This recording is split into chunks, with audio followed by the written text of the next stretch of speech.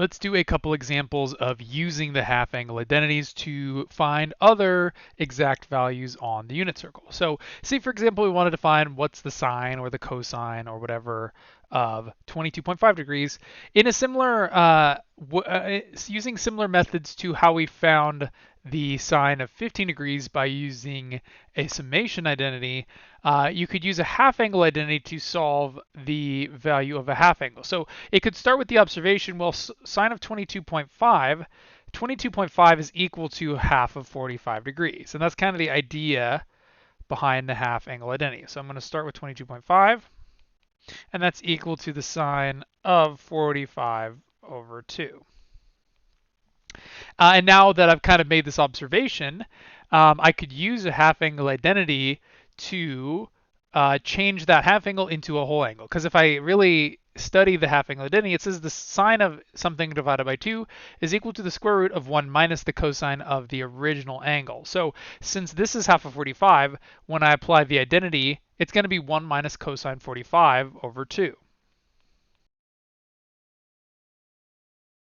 And this I can solve because I know the 45 is a special angle on the unit circle.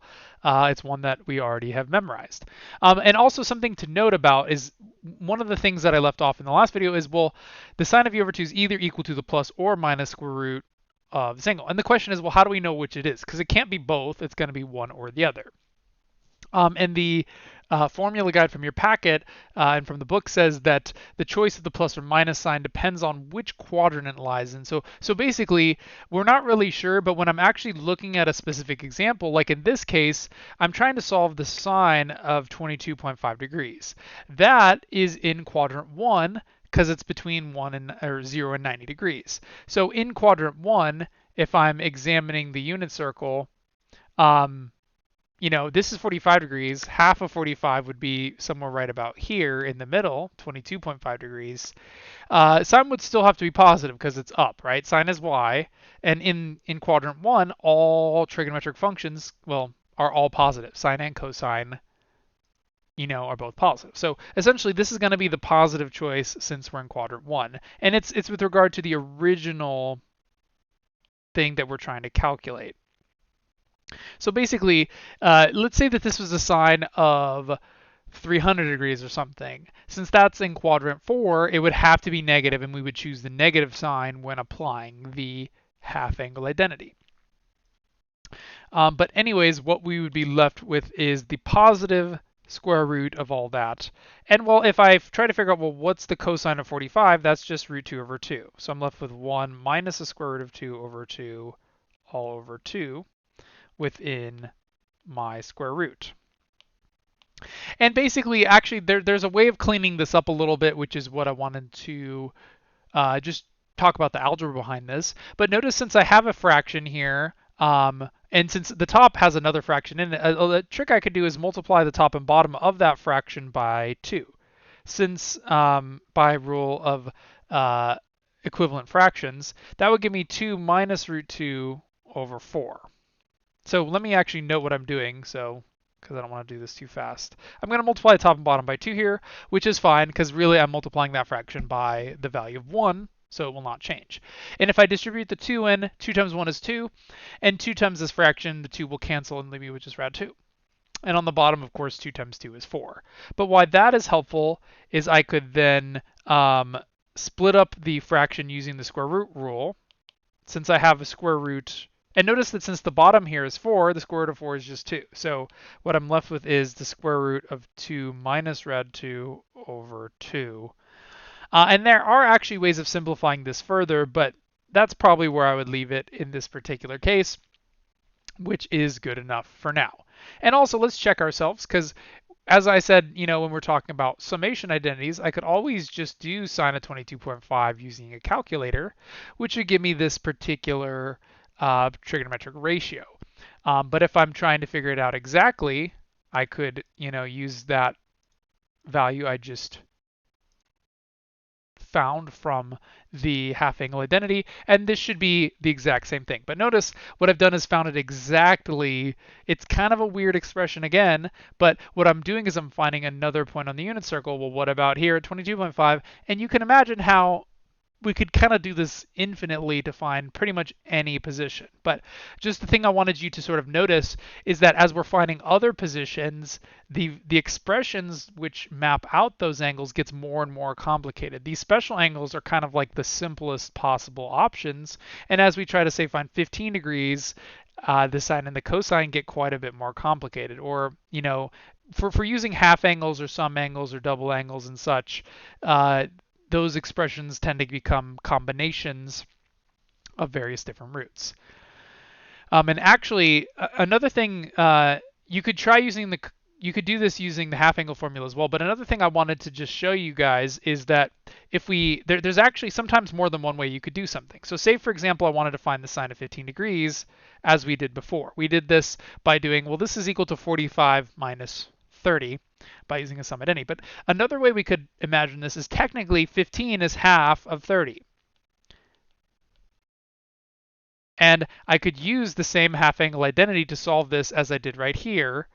And what I wanted you to notice is that actually the answer that you get sometimes doesn't look the same, and it could cause some red flags as you're working on it. And this is just something I wanted to talk about. So let's go ahead and do this. If I apply the half angle identity, again, this would be equal to the square root of 1 minus cosine of u divided by 2.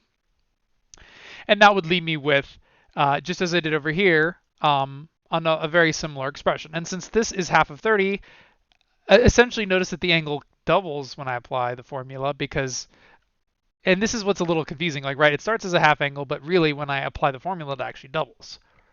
But basically what that would leave me with is, well, the square root of 1 minus cosine 30, since that is the large position, cosine, 30 degrees, this is going to be long, so that would be minus root 3 over 2 all over 2. And I could do the same thing where I multiply by 2 on top and bottom, which would leave me with very similarly 2 minus rad 3 over 4. And then if I square root the top and bottom separately, this would be square root of 2 minus root 3 all over 2, which would kind of be a rationalized simple result for the sine of 15 degrees. So essentially, what I get is this, but this is what I want you guys to notice about the answer. Almost exactly the same as what I just did a moment ago. But what I get is something which, if I compare to my previous answer for the sine of 15, which we did right here, what we got on the previous page is sine of 15 is this.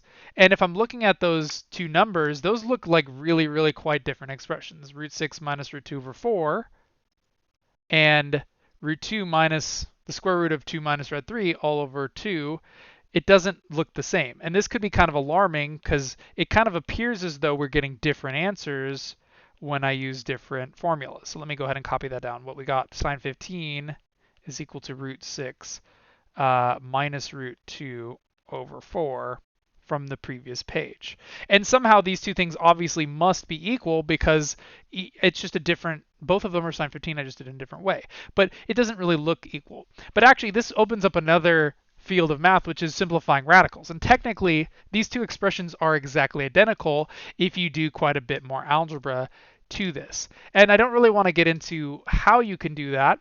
It's not really that extremely difficult, but there's basically a bunch more math behind how do you simplify or change forms between radicals and weird expressions like this. But another way you could kind of check for this is, well, if I'm looking at that expression, which I've claimed to be the sine of 15 degrees right there, notice that it's actually the same thing that we got earlier when we're looking at the sine of 15, root 6 minus root 2. So this is a way that you can show that things are equal, even if we don't really necessarily understand why those radical expressions are the same. Notice that if I'm looking at this version versus this version, they actually are the same result. And so I can kind of see, okay, those both are equal to the sine of 15 degrees. And it's just a different approach, which generates a different type of solution, but they really are equal. Because, of course, they have to be. They're both the sine of 15. Anyways, that will wrap up our study on identities. There's actually more identities which are more of a focal point in your book in 4.7, which are often referred to as the product to sum and sum to product identities, which are on your cheat sheet over here. But I think that these are less so important. But essentially, let's say instead of trying to add different identities together, what if I had a product of signs or a sum of signs? What would happen there? And again, there's a very similar result that can be derived. And actually, a lot of these identities are derived from some of the prior identities as well. And they're pretty easy to prove. And if you really are curious, you can look into these. But these are not, I'm not going to test you on these ones because I feel like we've done plenty this week up until this point. And our next section on trigonometric equations is also quite an elaborate one. So really, I'm just trying to not overload you with too much at once. But summary, as we're finishing up this, there's a lot of different trig identities. And these aren't even all of them. There's actually millions more. Well, okay, that's an exaggeration, but there's tons and tons of other identities too. But really, we have our fundamental identities, and we have some of these other ones which are important. And really, I'm trying to focus on the ones that you're going to encounter in calculus or wherever else more frequently. But in other areas, like for example, in wave analysis, these other formulas could be useful as well. And anyways, they are all, essentially on our cheat sheet, we have all of the most standard identities all in one place, just for your convenience. Anyways, in the next video, in the next lecture, we're going to be getting into trig equations. And actually, I recorded a series on trig equations about 4 years ago, and so I'm just going to use my old videos for there. So I'm going to magically look 4 years younger as we move to our next videos. But really, I've kind of did a pretty deep dive into solving trig equations before, and I didn't necessarily think it was worth it to re-record them all. But basically, that's gonna be it. Wrap up our chapter 4. And in the very last lecture for this semester, I just wanted to get a little bit into calculus prep. So actually, returning back, I want to return back to chapter 2 just for a minute. To cover a section we skipped at the time, which is going to be very vital to understanding the basic elements of calculus called a derivative. Anyways, see you in the next video.